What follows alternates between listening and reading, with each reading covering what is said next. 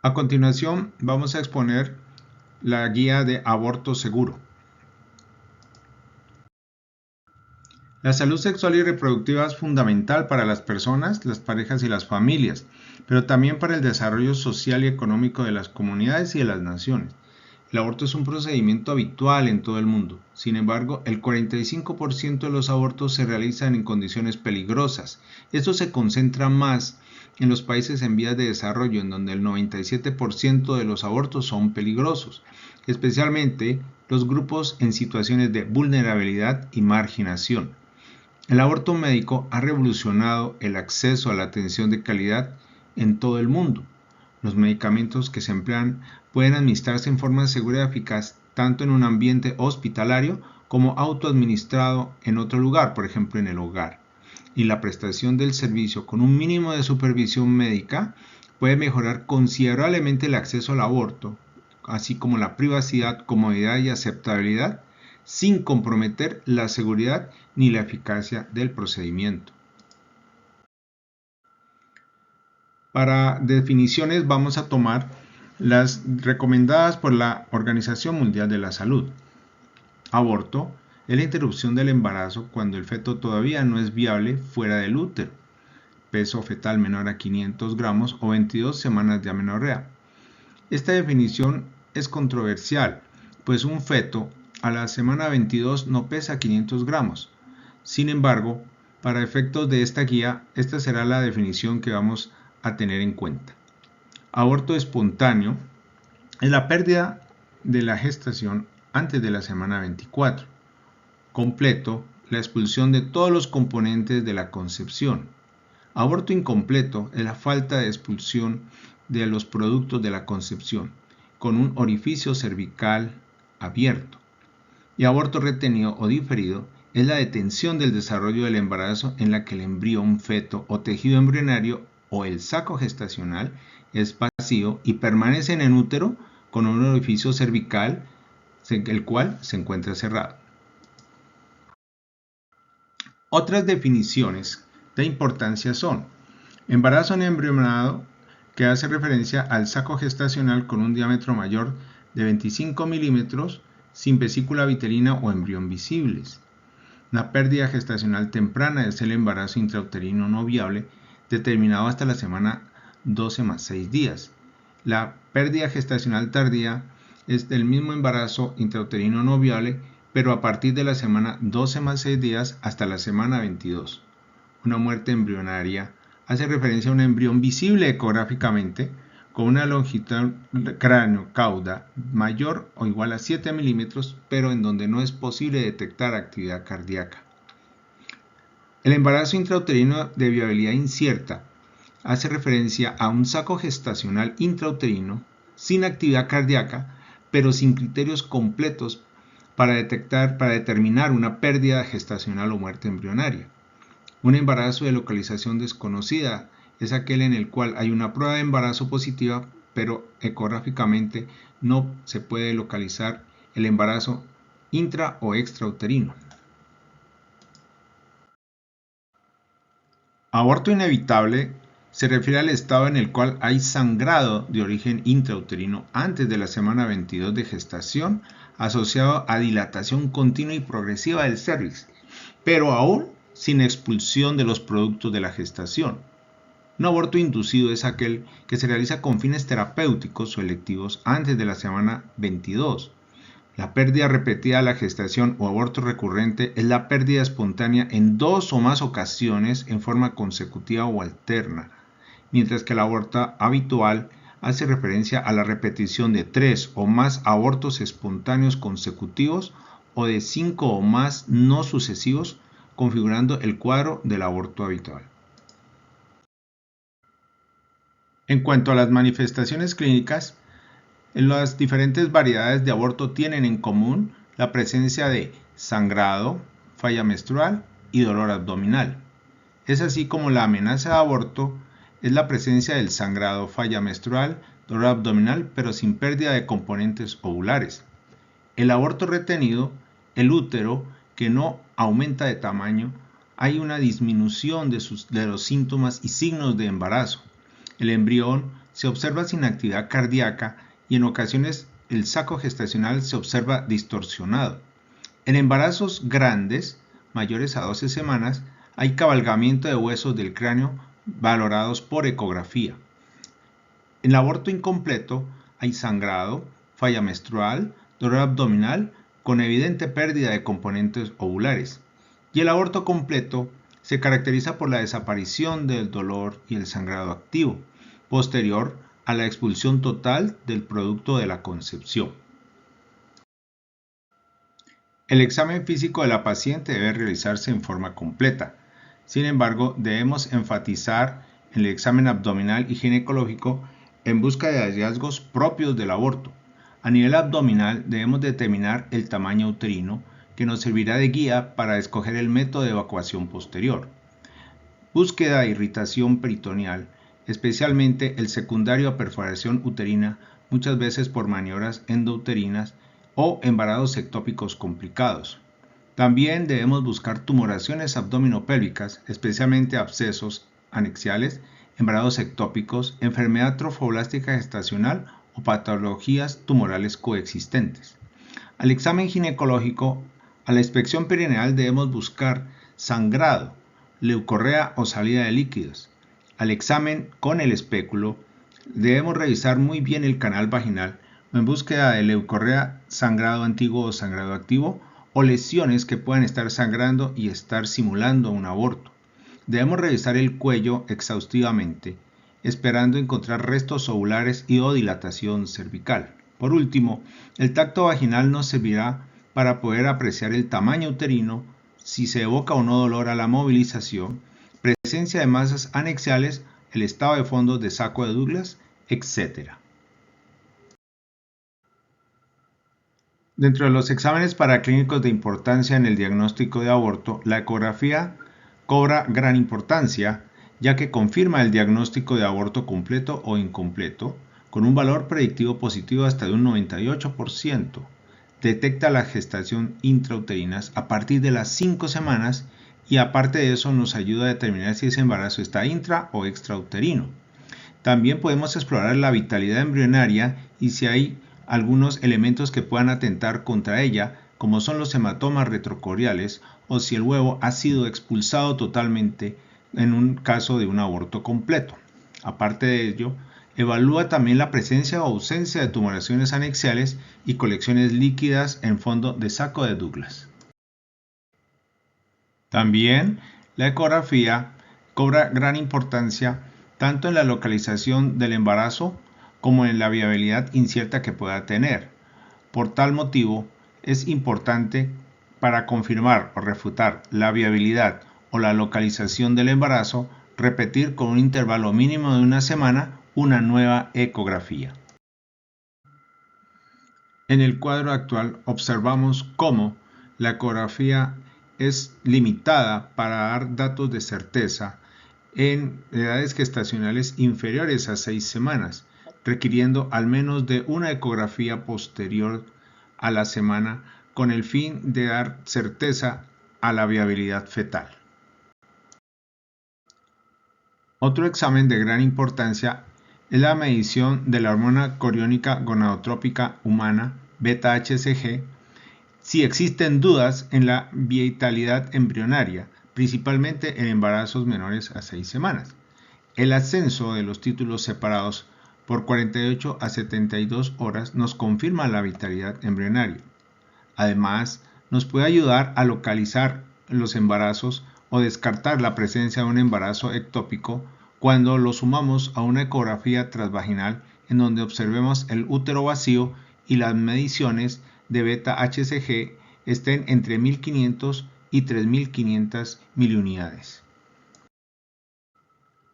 Otros exámenes paraclínicos que se tomarán según la condición del paciente y necesidad son los siguientes: hemograma, parcial de orina, más grande orina sin centrifugar, una prueba rápida treponémica, hemoclasificación, gram y directo de flujo, todo con el fin de lograr más información sobre el estado general, especialmente de anemia, y causalidad u origen del aborto que pueda estar cursando. A continuación, se van a dar algunas recomendaciones para el abordaje inicial de la paciente con diagnóstico de aborto. La atención será individualizada considerando las solicitudes de la paciente. El manejo será ambulatorio y con régimen farmacológico siempre que sea posible y la usuaria cuente con un entorno que lo permita. Si se identifican maniobras abortivas previas, registrarlo, garantizando confidencialidad, buen trato a la usuaria en apego al secreto profesional. Si se advierte violencia y o problemas de salud mental, la usuaria debe referirse para atención y seguimiento a los servicios pertinentes. Todas las acciones y procedimientos que se realicen deberán quedar asentadas en la historia clínica. Se debe confirmar la edad gestacional, incluyendo todos los recursos disponibles con este fin. Si no se dispone de ellos, no retrasar la prestación de este servicio. Solicitar la hemoclasificación de la usuaria, especialmente para aquellas que terminarán su aborto por medios quirúrgicos después de la semana 10 y para el tratamiento médico del aborto diferido hasta la semana 13. Para el aborto espontáneo no se requiere. Si no se dispone de esta, no demorar la atención resolutiva. No se recomienda administrar inmunoglobulina anti-D en caso de aborto farmacológico o mediante aspiración antes de la semana 12. Hay que identificar las infecciones de transmisión sexual para su tratamiento y seguimiento y la administración de antibióticos profilácticos se debe realizar especialmente cuando se va a hacer aspiración endouterina. Si no se dispone de estos recursos, no se debe limitar la prestación del servicio. Descartar siempre el embarazo ectópico y sus factores de riesgo. Descartar contraindicaciones absolutas para el manejo farmacológico, especialmente las alergias a la mifepristona, al misoprostol, anemia grave. Preservar una muestra del tejido ovular como prueba forense, si así procede, y determinar la necesidad de referencia a otros servicios, especialmente en casos de violencia, de afectación de la salud mental, nutrición, tamizaje para carcinoma de cervix y servicios amigables para adolescentes. Explicar a la usuaria de manera completa, clara y veraz las alternativas de tratamiento, riesgos, beneficios y datos de alarma, manejo del dolor, anticoncepción y seguimiento para que pueda participar en la toma de decisiones de acuerdo a sus preferencias. El manejo se orientará en función del tamaño uterino y solicitudes de la usuaria. En cuanto a las alternativas de tratamiento para el aborto, se dispone de 3 modalidades: régimen medicamentoso combinado mifepristona-misoprostol, régimen medicamentoso de solo misoprostol y el método quirúrgico que incluye aspiración manual endouterina, aspiración endouterina por vacío, dilatación y evacuación mediante pinzas y aspiración. Abordaje con medicamentos. La mifepristona y el misoprostol son los fármacos recomendados como estándar de oro por la Organización Mundial de la Salud. Son medicamentos que se pueden autoadministrar de manera segura y eficaz en casa hasta las primeras 12 semanas de gestación, requiriendo una mínima supervisión médica, mejorando sobre todo el acceso, la privacidad y la conveniencia y aceptabilidad del aborto sin comprometer la seguridad y la eficacia. La combinación de mifepristona y misoprostol o misoprostol solo pueden utilizarse en todas las etapas de la gestación y las dosis y administración del misoprostol se modificarán dependiendo de la edad gestacional y antecedentes de cirugías uterinas previas. La Organización Mundial de la Salud plantea una nueva alternativa para el aborto médico antes de la semana 14 y es el uso del letrozol en casos que no se disponga de mifepristona. El letrozol es un antiestrógeno que se utiliza para el manejo y control del cáncer de mama y algunos trastornos endocrinos. Se ha demostrado que la tasa de aborto completo es del 77 al 98%, muy similar a los estudios con mifepristona y misoprostol. Plantea un esquema oral de 10 miligramos de letrozol al día durante 3 días, seguido de misoprostol en dosis similares a las aplicadas con mifepristona.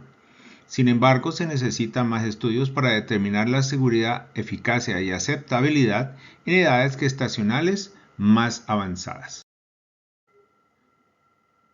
La vía de administración es importante para el abordaje que se va a hacer con medicamentos. La mifepristona se administra por vía oral. Sin embargo, el misoprostol puede administrarse en 4 formas. Por vía sublingual, en la cual se colocan las tabletas debajo de la lengua y 30 minutos después se deglute el remanente. Tiene una absorción muy rápida y actúa sobre el tono uterino a los 10 minutos. Sin embargo, tiene efectos colaterales mayores que con la vía bucal o vaginal. La vía bucal consiste en colocar las tabletas entre la mejilla y la encía y se deglute el remanente 30 minutos después. Tiene menores niveles plasmáticos que la vía sublingual, una farmacocinética similar a la vaginal, pero tiene más efectos secundarios gastrointestinales. La vía oral, las tabletas se degluten. Su absorción es rápida, pero los alimentos y antiácidos disminuyen la absorción gástrica. Con el misoprostol solo se ha visto que tiene una mayor tasa de intervención quirúrgica en comparación con las otras vías de administración. La vía vaginal se debe evitar ante la presencia de sangrado o datos de infección. Las tabletas se introducen en el fondo del saco vaginal y la usuaria debe permanecer acostada por lo menos 30 minutos. Tiene una biodisponibilidad farmacológica 3 veces mayor a la obtenida con la vía oral. Es la vía menos elegible en contextos legales restrictivos. Para resumir, las mejores vías de administración del misoprostol serán sublingual y vaginal. El abordaje quirúrgico se realizará mediante aspiración por vacío, técnica segura, eficaz y recomendada para la evacuación uterina desde el primer trimestre. Se puede llevar a cabo en forma ambulatoria. Consiste en la evacuación del contenido uterino a través de cánulas plásticas unidas a una fuente de vacío, lo que permite también la inspección visual del tejido ovular. La aspiración manual endouterina, el vacío se crea utilizando un aspirador plástico o jeringa de 60 centímetros que puede ser activado con la mano, utilizando cánulas plásticas para las diferentes edades gestacionales. También puede utilizarse para aspiración endouterina una fuente de vacío generada por un motor eléctrico. La dilatación y evacuación es un manejo que está reservado para el aborto en el segundo trimestre. Requiere de personal capacitado y consiste en preparar el cervix principalmente con misoprostol y evacuar el útero con una combinación de aspiración por vacío y el uso de forceps y pinzas. Debido a la manipulación cervical y uterina, se recomienda realizarla en ambientes clínicos supervisados. Con base en evidencia sólida proporcionada por la Organización Mundial de la Salud, el legrado uterino instrumental actualmente es obsoleto y se asocia a mayores costos para el sistema de salud por el requerimiento de un ambiente quirúrgico y manejo anestésico especializado. Conlleva mayor riesgo de complicaciones, sobre todo de perforación uterina, por lo que no se justifica su uso en el manejo del aborto. La Organización Mundial de la Salud manifiesta evitar la dilatación y el curetaje con legras cortantes para corroborar el éxito de una aspiración. El manejo expectante del aborto es una de las alternativas que tiene la paciente para elegir, y a pesar de que hasta el 90% de las pacientes tendrán expulsión espontánea de los productos de la gestación en 4 semanas, el riesgo de anemia e infección es muy alto. Además, el embarazo anembrionado o muerte embrionaria temprana, se estima que el porcentaje de expulsión es menor.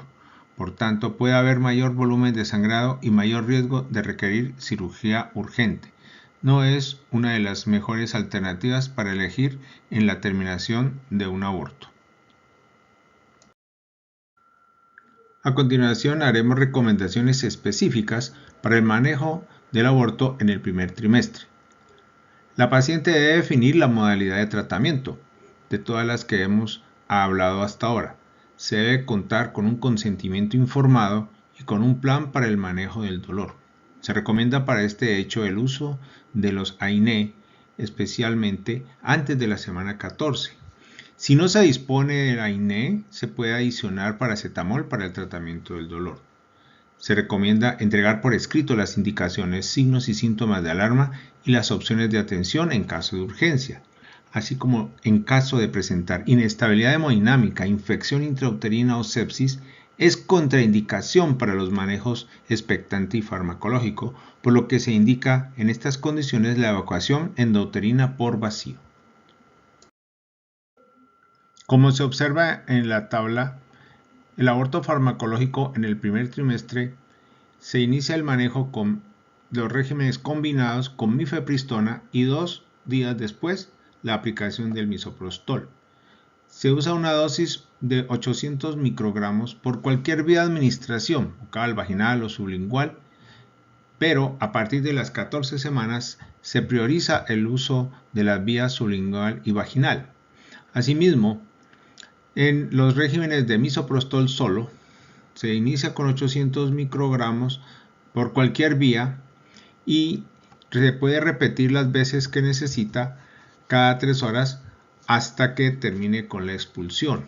Sin embargo, no se recomienda más allá de 5 dosis. En embarazos mayores, como son los de 14 semanas, la dosis de misoprostol se reduce a la mitad. Empezaremos con 400 microgramos cada 4 o 6 horas hasta la expulsión. En los abortos incompletos e inevitable, con 600 o 400 microgramos sublinguales se pueden dar hasta que obtengamos el resultado, que es la expulsión de todos los restos. Por lo tanto, algunas observaciones son que el número de dosis de misoprostol será determinado por el juicio clínico del personal de salud, no más de 5 dosis. Se debe ser cauteloso en el máximo de dosis con incisión uterina previa, o sea una cesárea anterior generalmente, y las dosis no se modifican hasta las 11 semanas y 6 días independientemente si se realiza bajo supervisión médica o de forma autogestionada. En cuanto a las recomendaciones para el manejo del segundo trimestre de la gestación, se recomienda que la atención sea bajo supervisión de personal de salud capacitado.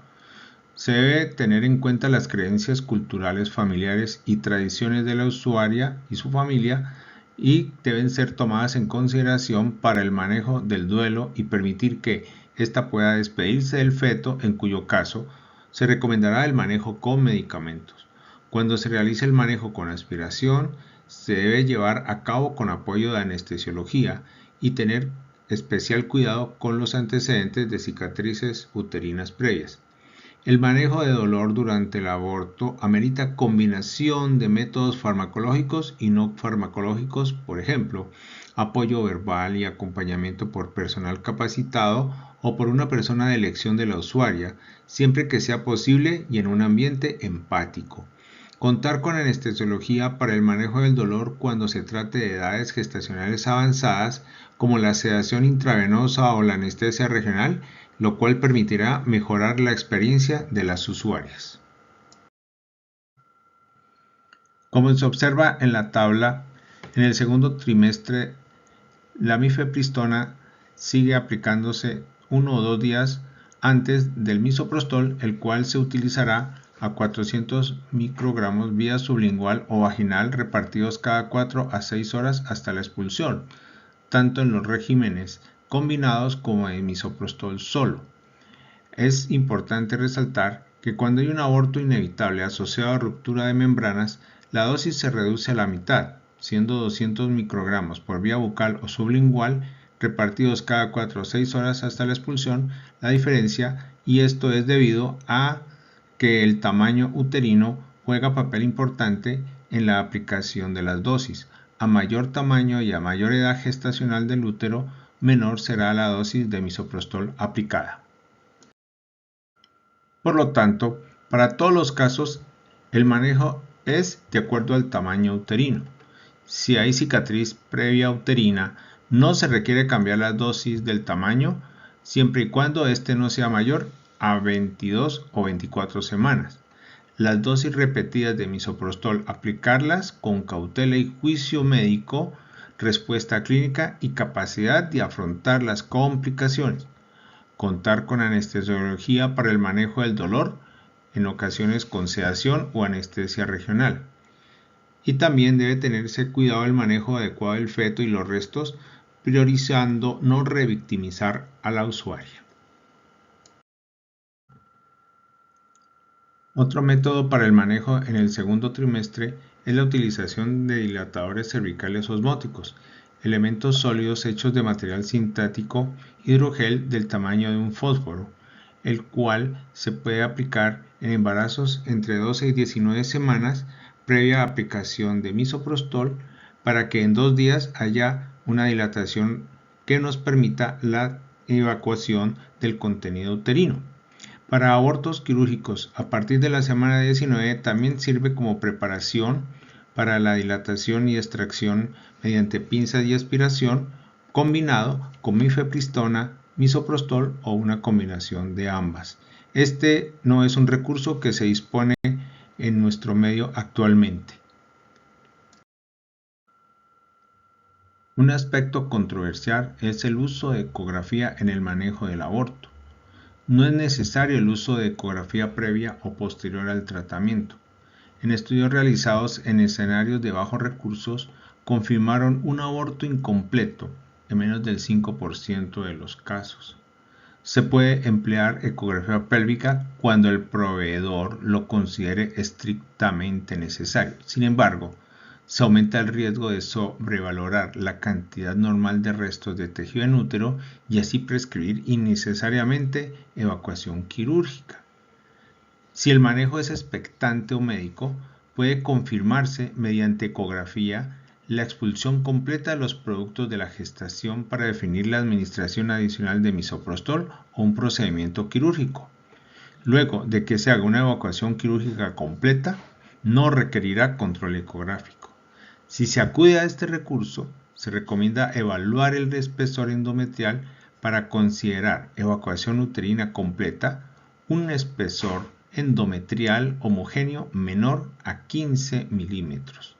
Se recomienda que la decisión de efectuar la evacuación quirúrgica se base en signos clínicos y no en los hallazgos de la ecografía. Con referencia a las complicaciones en el manejo del aborto, la hemorragia es una de las principales. Con el manejo farmacológico son infrecuentes, sobre todo en el primer trimestre, pero su frecuencia aumenta a mayor edad gestacional y en mujeres que tienen muerte fetal o casos de aborto inseguro. Con aspiración uterina se puede presentar con mayor frecuencia. La atención inmediata de cualquiera de las complicaciones en el tratamiento del aborto incluye la activación del código rojo. La falla terapéutica se puede sospechar con la ausencia de sangrado o un sangrado mínimo, ausencia de tejido de aspecto trofoblástico acorde a las semanas de gestación, lo cual esto indica continuidad del embarazo o la presencia de un embarazo ectópico. Ocurre en menos del 1% de los casos y ante la confirmación ultrasonográfica de un embarazo en curso se debe ofrecer una evacuación endouterina inmediata con aspiración, dosis repetidas de misoprostol o de forma expectante según el cuadro clínico y las preferencias de la usuaria. En cuanto al embarazo ectópico, se tratará de acuerdo a su categoría según esté roto o no, con medicamentos o con tratamiento quirúrgico laparoscópico. La perforación uterina es una complicación rara. Se incrementa con la edad gestacional. Existen factores de riesgo como las malformaciones uterinas o las posiciones extremas de retro o anteversión, multiparidad, edad gestacional avanzada, anomalías uterinas, miomatosis e incluso la inexperiencia del prestador del servicio. Caso especial, el aborto provocado. Se puede presentar más frecuentemente en la cara anterior y posterior y en muchas ocasiones no es detectada y se resuelve espontáneamente. Se puede sospechar ante la pérdida de resistencia súbita durante la dilatación cervical o la aspiración endouterina observando en ocasiones tejido adiposo de color amarillo en el material aspirado que puede asociarse a una lesión intestinal. Infección y sepsis. Se considera aborto infectado cualquier tipo de aborto acompañado de infección. Según la OMS, es potencialmente mortal. Debemos tener mucha precaución en el manejo de líquidos para evitar un edema agudo de pulmón, estabilización hemodinámica, tomar cultivos, previo a la administración de antibióticos de amplio espectro y remoción del contenido de la cavidad uterina. Para evitar las perforaciones, se recomienda el uso de uterotónicos, especialmente en abortos que se suceden en el segundo trimestre. Con referencia a la anticoncepción posaborto, recordar que después de un aborto el retorno a la fertilidad es inmediata. Se debe hacer consejería sobre anticoncepción en el mismo momento y lugar en que se proporcionan los servicios de aborto seguro antes de su egreso.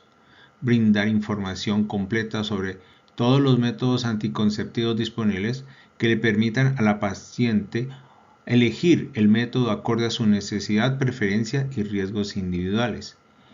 Dar énfasis a la doble protección mediante el método de barrera, bien sea un condón interno o externo, para disminuir el riesgo de enfermedades de transmisión sexual, incluido el VIH, y a los métodos reversibles de larga duración cuando no exista paridad satisfecha.